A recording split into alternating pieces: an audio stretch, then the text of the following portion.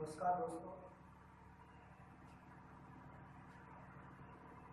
BSc part first के लिए हम वीडियो बना रहे हैं, जिसमें हमारा वीडियो है ये लास्ट जो वीडियो बनाया था उसी से आगे से प्रारंभ कर रहे हैं। हाँ, थोड़ा सा ये आपको बताना है कि जो लास्ट जो वीडियो था हमारा, इसमें हमने साम्यता का टॉपिक ले रखा था और इस साम्यता के टॉपिक में अपन ने कुछ तथ्य थे वो पढ़ लिए। यहाँ पर थोड़ा सा एक दो जो साम्यता का जो प्रकार है, साम्यता की जो इकाइयाँ हैं, उनका जो विभाजन है वो एक प्रकार से और किया जाता है, उसको अपन यहाँ पर दोबारा से पढ़ते हैं। पहली बात तो अपन ये देखना चाहेंगे कि साम्यता होती क्या है। इसके बारे में मैंने आप लोगों को बता दिया था कि किसी भी विलयन के इकाई आयतन में विलय की उपस्थित मात्रा उस विलयन की सांद्रता कहलाती है, उस विलयन की सांद्रता कहलाती है। या फिर अपन ऐसे भी कह सकते हैं कि एक निश्चित विलायक में, यानी विलायक की निश्चित मात्रा में विलय की घुली हुई मात्रा उस विलयन की सांद्रता कहलाती है। विलय और जो विलायक है, विलय और जो विलायक है उसका जो संगठन है वो अपन सांद्रता के रूप में व्यक्त करते हैं।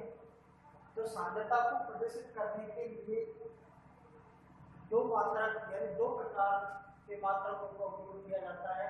उनमें पहला जो मात्रक होता है वो सामान्यतः अपन लेते हैं भार मात्रक के रूप में, भार मात्रक के रूप में। और जो दूसरा अपन लेते हैं वो लेते हैं सामान्यतः भार आयतन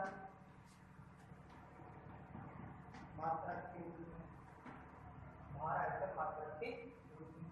तो यहाँ पर भार मात्रक और भार आयतन मात्रक से तात्पर्य ये रहेगा कि यहाँ पर जो विलय की जो मात्रा है, विलय और विलायक की जो मात्रा है वो सामान्यतः भार मात्रक में तो विलय भी बाहर में होगा और विलायक की मात्रा भी बाहर में होगी। यानी वेट यूनिट।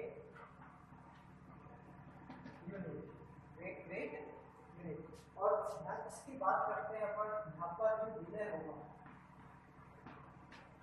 यहाँ पर जो विलय होगा और यहाँ पर जो विलयन है, या फिर यूं कहें, चलो विलयन ही ले लेते हैं अपन। यहाँ पर जो विलयन है इधर, यहाँ पर जो विलय है वो तो होगा भार के रूप में, और जो विलयन है वो रहेगा हमारे पास आयतन के रूप में। तो यहाँ पर WB यूनिट का निर्माण होता है।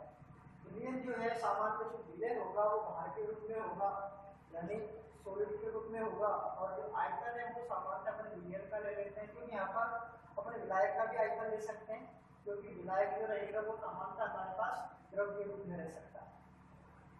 तो यहाँ पर इस तरीके से दो प्रकार के मात्रक वो बन जाते हैं, WW यूनिट्स और WB यूनिट्स। यानी सांद्रता की इन मात्रकों में होता क्या है कि विलय और विलायक, विलय और विलायक दोनों की जो मात्राएं हैं वो भार के रूप में होती है। यानी सांद्रता की वे मात्रक जिनमें विलय तथा विलायक दोनों भार के रूप में होते हैं, उन्हें भार मात्रक कहते हैं। सांद्रता के वे मात्रक जिनमें विलय भार के रूप में, विलायक या विलयन आयतन के रूप में होता है, लिक्विड के रूप में रहता है, तो सांद्रता के उन मात्रकों को अपन भार आयतन मात्रक कहते हैं। अब अपन ये देखते हैं कि सामान्यतः तो द्विअंगी विलयन है हमारे पास, यानी एक द्विअंगी विलयन, एक द्विअंगी विलयन जिसके दो अवयव, जिसके दो अवयव अपन बनाते हैं। एक बना लेता हूँ मैं ए और एक बना लेता हूँ बी। ए को अपन सामान्यतः बना लेते हैं विलय और बी को बना लेता हूँ मैं विलायक। ठीक, तो विलय का जो भार है उसे हम नोट कर लेते हैं डब्ल्यू ए से और यहाँ पर इसको नोट कर लेते हैं डब्ल्यू बी से। यहाँ पर इसके मोलों की संख्या को अपन डिफाइन कर लेते हैं एन ए से। यहाँ पर इसके मोलों की संख्या डिफाइन कर देते हैं बी से। यहाँ पर विलय का जो आयतन है उसे मैं डिफाइन कर लेता हूँ बी ए से और यहाँ पर विलायक के आयतन को डिफाइन कर लेता हूँ मैं बी से। यहाँ पर अपन सामान्यतः यहाँ पर आप लोग विलायक की रख लो। यह अपन ने एक भी इंडिविजुअल के लिए ये प्रोसेस माना। एक भी इंडिविजुअल है जिसमें दो अवयव हैं, एक को तो अपन मान लेते हैं ए से और एक को मान लेते हैं बी से। ए जो है उसे सामान्यतः अपन मान लेते हैं कि ये विलय होता है यानी सोल्यूट होता है और दूसरा जो बी है वो सामान्यतः विलायक होता है यानी सोल्यूट होता है।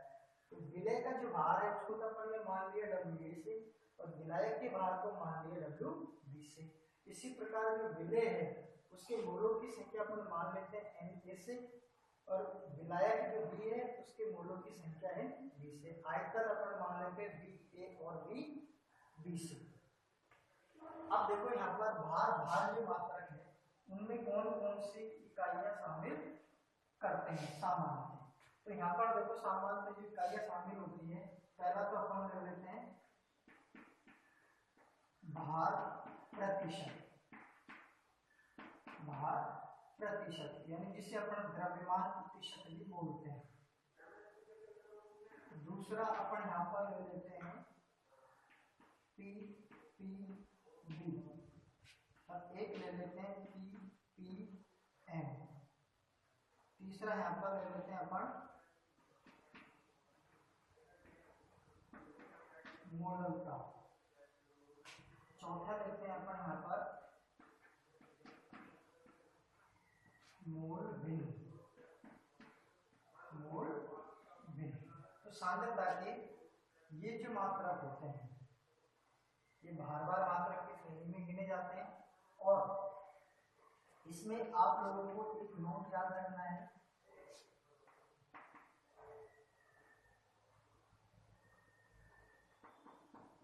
नोट ये हो जाएगा कि सांद्रता की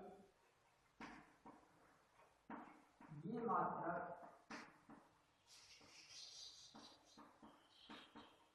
ताप पर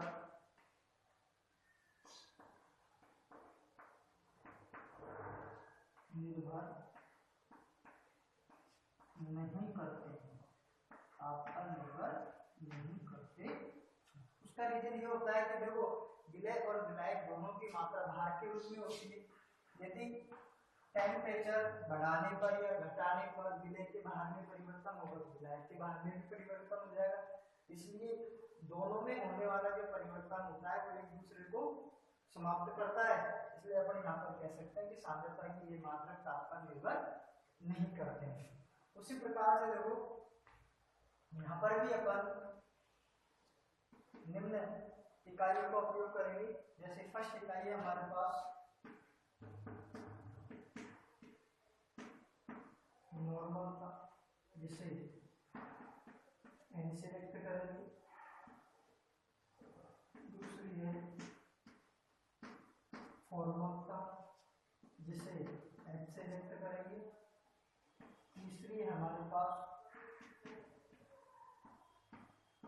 मोलर का, जिसे हम कैपिटल एम से व्यक्त करेंगे। जबकि यहाँ पर जो मोलरता है इसको अपन स्मॉल एम से व्यक्त करेंगे और जो मोल भिन्न है उसे अपन एक्स से व्यक्त करेंगे। भार प्रतिशत जो है उसे अपन प्रतिशत डब्ल्यू अपॉन डब्ल्यू से व्यक्त करते हैं। और जो पीपीबी है पीपीएम है इसमें देखो सामान्यतः जो पीपीबी है उसको 10 की पावर 6 और पीपीएम है उसको 10 की पावर 9 से व्यक्त करते हैं। तो ये इस प्रकार से हमारे पास सांद्रता के जो मात्रकों का जो विभाजन है वो इन दो प्रकार से और किया जाता है। अब ये जो प्रकार है, ये जो सांद्रता के मात्रकों को विभाजित करने का जो तरीका है, ये सामान्यतः इंपॉर्टेंट रहता है, कंपटीशन की दृष्टि से भी ये महत्वपूर्ण माना जाता है, क्योंकि इससे एग्जाम में कभी कभी ये पूछ लेता है कि निम्न में से सांद्रता की कौन सी इकाई भारवार मात्रक में आती है और कौन सी इकाई भार आयतन मात्रक में आती है। एक तो ये बन जाता है, दूसरा ये बन जाता है कि निम्न में से सांद्रता की कौन से मात्रक ताप पर निर्भर नहीं करते, ये ताप बढ़ाने पर या घटाने पर उनमें किसी प्रकार का कोई परिवर्तन नहीं होता है। तो इस तरीके से यहाँ पर दो तीन क्वेश्चन हमारे पास वो कंपटीशन के बनते हैं, या आप लोगों को यहाँ पर याद रखना। अब इसमें देखो सामान्यतः अपन सांद्रता के भार प्रतिशत और पीपीवी और पीपीएम इनके बारे में हम पढ़ चुके हैं, इन दो के बारे में अपन पढ़ चुके हैं। अब इसमें केवल अपन को दो पढ़ने हैं, एक मूलकता पढ़नी है और एक मूल बिंदु पढ़नी है। भार प्रतिशत के बारे में अपन यदि देखना चाहे तो मैं एक बार आप लोगों को दोबारा बता सकता हूँ यहाँ पर कि देखो भार प्रतिशत होता क्या है कि किसी विलयन के 100 ग्राम में, किसी विलयन के 100 ग्राम में विलय की उपस्थित मात्रा, विलय की उपस्थित ग्राम में मात्रा भार प्रतिशत कहलाती है, उपस्थित मात्रा भार प्रतिशत कहलाती है। और इसके लिए अपन यहाँ पर जैसे अवयव हमारे पास ये है तो आप लिख सकते हैं कि अवयव ए का भार प्रतिशत बराबर अपन इसके सूत्र बना सकते हैं WA upon WA plus WB into में 100। इस तरीके से हमारे पास ये सूत्र बन के तैयार हो जाएगा। तो ये चीजें आप लोग पढ़ चुके हो पहले, तो अब इनको दोबारा पढ़ाना कोई नहीं है, सरल चीजें हैं जो आप लोग पढ़ चुके हो। अब इसमें अपन पढ़ते हैं, नेक्स्ट टॉपिक है हमारा मोलकता।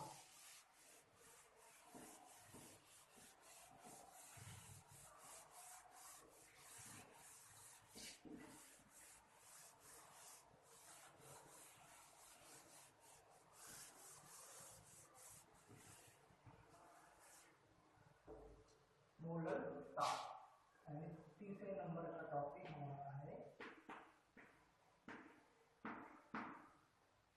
मोलकता स्मॉल एम। इसको अपन डिफाइन कर सकते हैं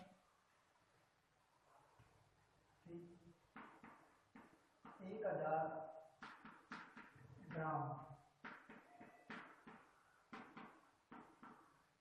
विलायक में, 1000 ग्राम विलायक में या फिर 1 किलोग्राम, 1 किलोग्राम विलायक में, 1000 ग्राम विलायक में विलय के घुले हुए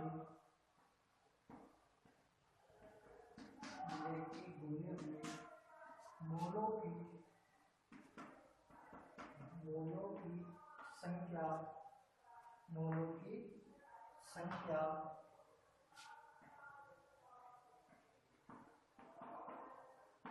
उसकी मोलकता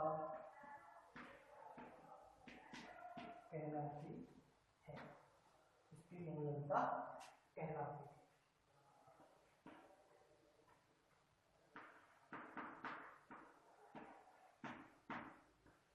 मोलकता को स्मॉल m से प्रदर्शित करते हैं, स्मॉल m से प्रदर्शित करते हैं।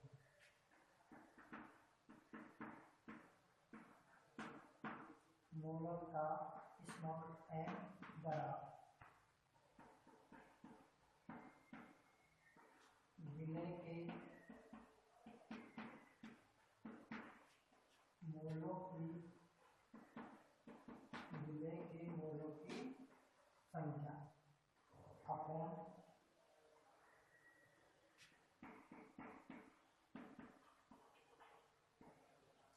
विलायक का भार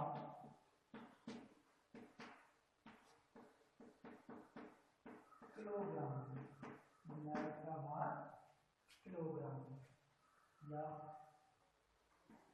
स्मॉल m बराबर विलय के मोलों की संख्या, विलय के मोलों की संख्या upon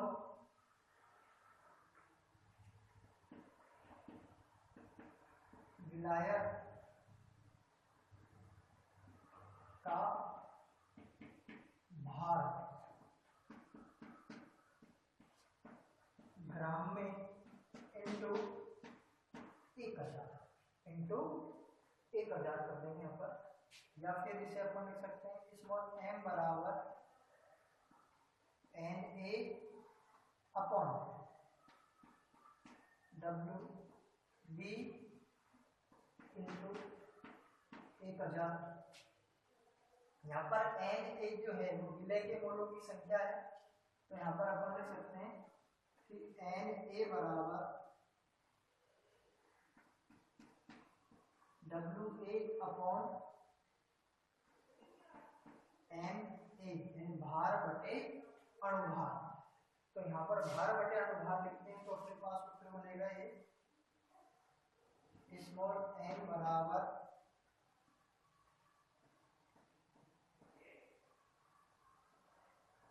WA into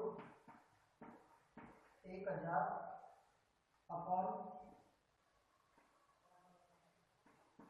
Ma into WB। ये हमारे पास मोलता ज्ञात करने का सूत्र बनता है। अब यहाँ पर अपन ये देखते हैं कि इसकी SI, इसका जो SI मात्रक है मोलता का SI मात्रक,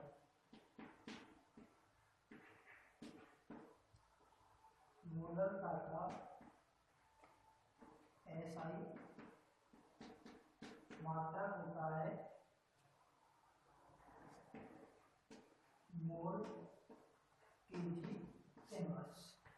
तो आप लोगों को ये मात्रक इसका याद रखना है और मोलता से संबंधित हमें ये मैटर करना है। अब इसमें देखो जो न्यूमेरिकल बनते हैं वो न्यूमेरिकल आप लोग आसानी से सरल कर सकते हो। न्यूमेरिकल क्या बनाएगा कि 1000 ग्राम विलायक में, 1000 ग्राम विलायक में कोई पदार्थ कितने ग्राम घुला हुआ है, WA ग्राम घुला हुआ है, उसका अपन अनुभार निकाल लेंगे। जो भी उसका अनुभार बनेगा अपने पास, यानी कितना ग्राम वो घुला हुआ है, तो उस विलयन की मोलता ज्ञात करवाएगा। तो 1000 ग्राम विलायक तो अपन यहाँ रख देंगे और उस पदार्थ का भार रख देंगे, उसका अनुभार रख के अपन इस क्वेश्चन को सरल कर देंगे। तो ये आप लोगों के पास मोलता से संबंधित थोड़ा सा मैटर है जो आप लोगों को याद रखना है।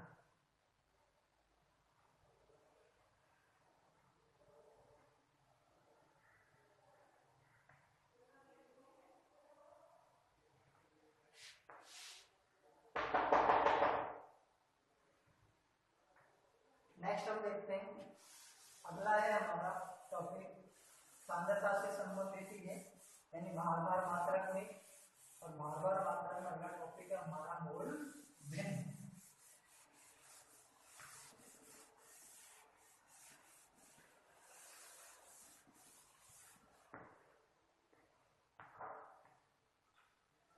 देखिए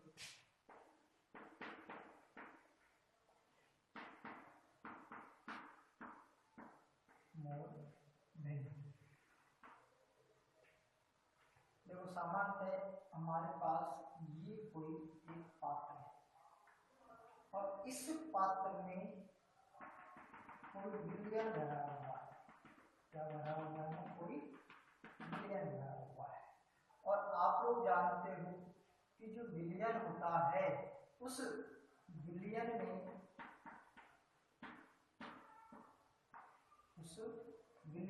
यदि ये विलयन द्विअंगी है, तो एक अवयव होगा हमारा विलय और दूसरा अवयव होगा हमारा विलायक। विलय को अपन सामान्यतः यहाँ पर डिफाइन कर लेते हैं ए के द्वारा और विलायक को डिफाइन करते हैं अपन बी के द्वारा। ठीक है, यहाँ पर विलय जो है इसके मोलों की जो संख्या है वो है सामान्यतः एन ए और यहाँ पर विलायक के मोलों की संख्या डिफाइन कर लेते हैं अपन एन बी सी। अब देखो यहाँ पर अपन को मोल भिन्न की डेफिनेशन निकालनी है, तो मोल भिन्न की डेफिनेशन अपन किस प्रकार से निकाल सकते हैं, वो देखो कि किसी विलयन में उपस्थित, यहाँ लिख देता हूं मैं, किसी विलयन में उपस्थित अवयव की, किसी विलयन में उपस्थित अवयव की मोल भिन्न या मोल अंश, मोल भिन्न या मोल अंश उस अवयव के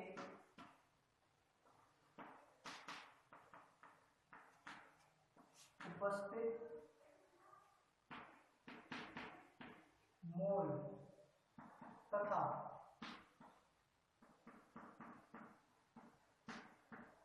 विलयन में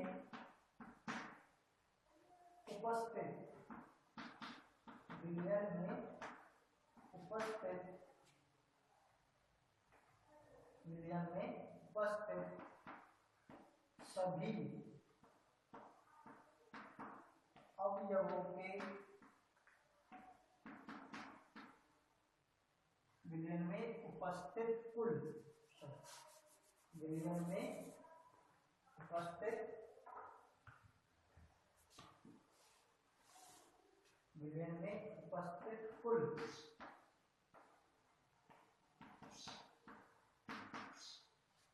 मोलों के अनुपात के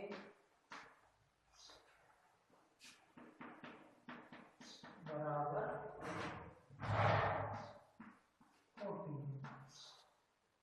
यानी यहाँ पर कि किसी विलयन में उपस्थित अवयव के मोल भिन्न, किसी विलयन में उपस्थित अवयव की मोल भिन्न या मोल अंश उस अवयव के उपस्थित मोल तथा विलयन में उपस्थित कुल मोलों के अनुपात के बराबर होती है क्या, मोल भिन्न। यदि अपन मान लें कि एक द्विअंकी विलयन जिसमें विलय ए तथा विलायक बी के मोल क्रम से एन ए व एन बी है।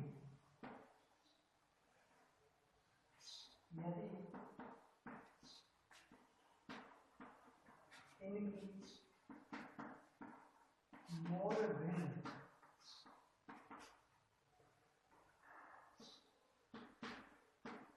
क्रम से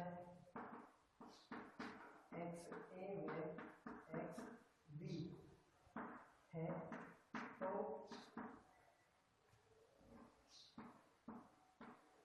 अवयव एक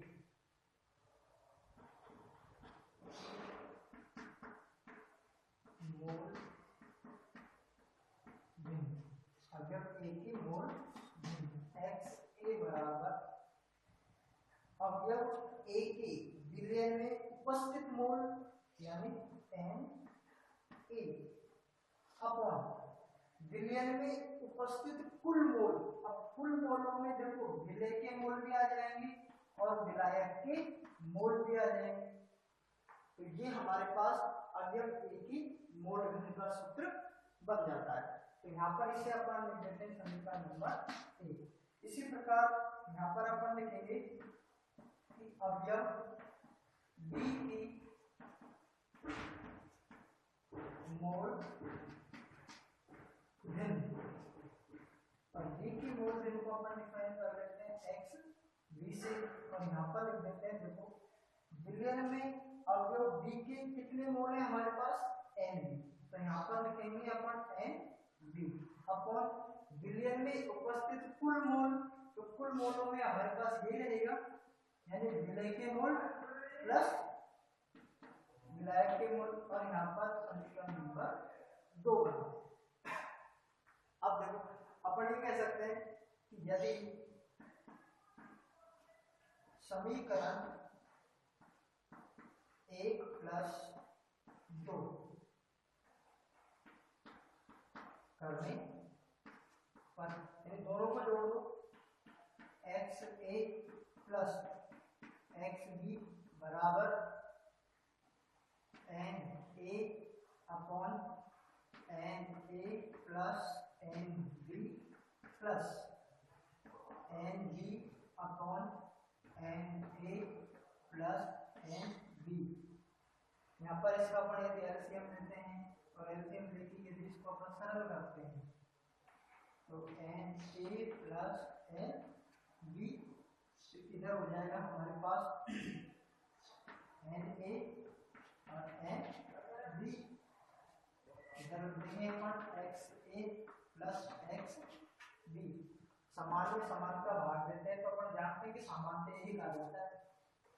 यहाँ पर एक लिख देंगे अर्थात करके यहाँ पर ले लेंगे x a plus x b बराबर 1, यानी ये हमारे पास समीकरण बनती है 3। अब समीकरण 3 से अपन ये कह सकते हैं कि किसी भी विलयन में उपस्थित कुल अवयवों की मोल भिन्नों का योग जो होता है वो हमेशा एक होता है, वो हमेशा क्या होता है, एक होता है। यानी किसी भी विलयन में उपस्थित जितने भी अवयव होंगे उन सभी अवयवों की मोल भिन्नों का जो योग होगा वो हमेशा इकाई होगा।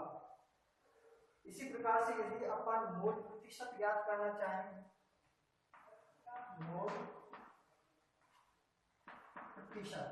प्रतिशत ज्ञात करने के लिए अपन क्या कर सकते हैं कि अवयव की जो मोल भिन्न होती है, अवयव की जो मोल भिन्न होती है उसको अपन 100 से गुणा कर देते हैं। यानी यहाँ पर लिख देंगे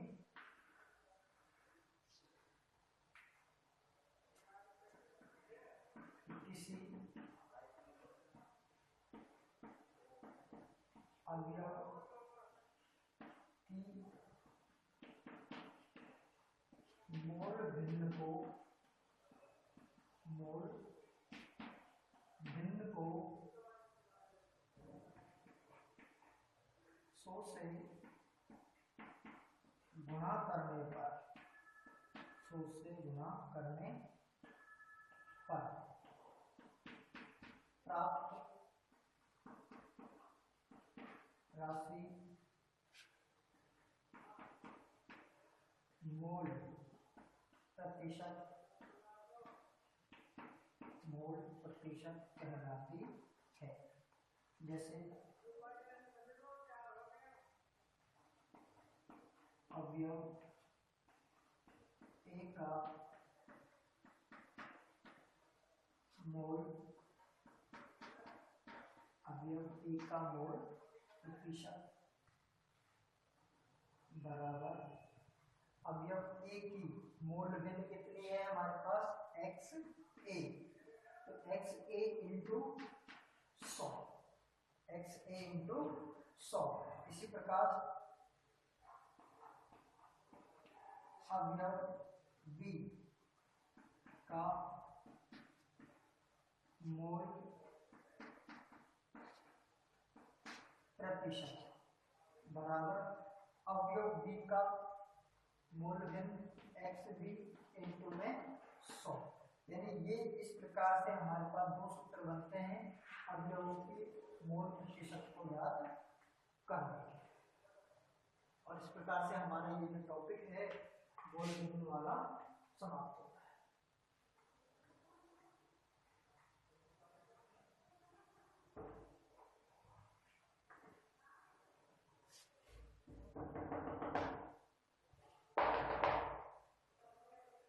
अब यहाँ पर हम इसमें एक छोटा सा प्रश्न लेते हैं, उससे आप लोगों को थोड़ा समझ में आएगा। अच्छा,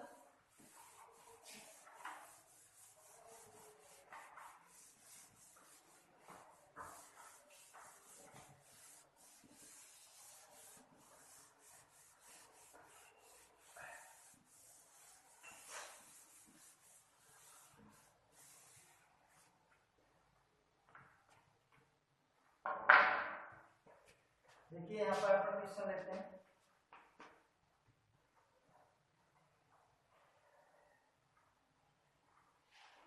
एक अभिक्रिया N2G plus 3H2G reversible 2NH3G एक अभिक्रिया N2G plus 3H2G reversible 2NH3G के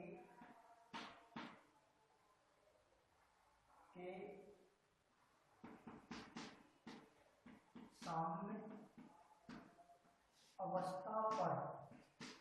अवस्था पर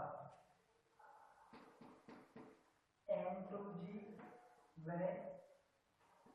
NH3G के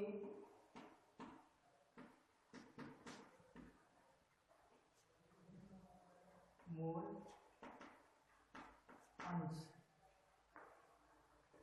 क्रम से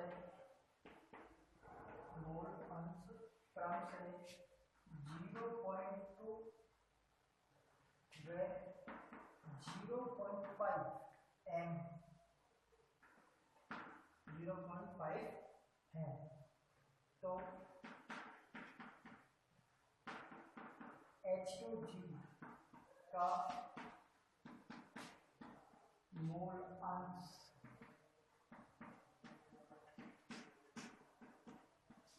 कितना होगा?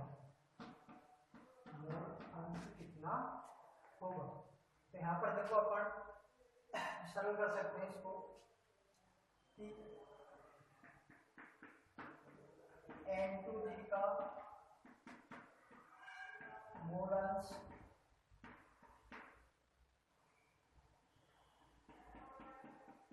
NH3G का मोल अंश H2G का मोल अंश। N2 का मोल अंश अपन यहाँ पर लिख देंगे x N2, यहाँ पर लिख देंगे x NH3, इधर लिख देंगे x H2।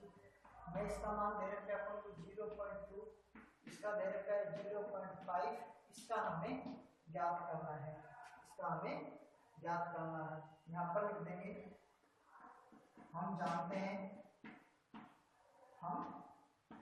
हैं कि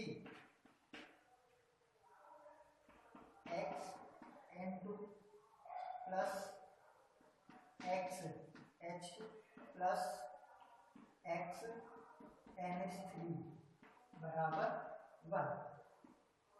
यानी इस समीकरण से अपन ये कह सकते हैं कि किसी विधेय में उपस्थित कुल अवयवों के मोल अंशों का योग हमेशा 1 होता है। तो यहाँ पर N2 का मोल अंश क्या है हमारे पास 0.2 प्लस H2 का हमें ज्ञात करना है प्लस NH3 का है हमारे पास 0.5 बराबर 1। तो x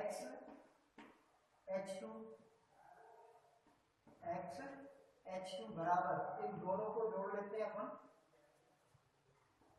हो जाएगा हमारे पास 0.7 बराबर 1, या फिर x H2 बराबर 1 माइनस 0.7, यानी हमारे पास आंसर आ जाएगा इसका x H2 बराबर 0.3, यानी गिलियन में जो हाइड्रोजन गैस है इसका जो मोल अंश होगा वो होगा 0.3, जो कि हमारे इस क्वेश्चन का आंसर होगा।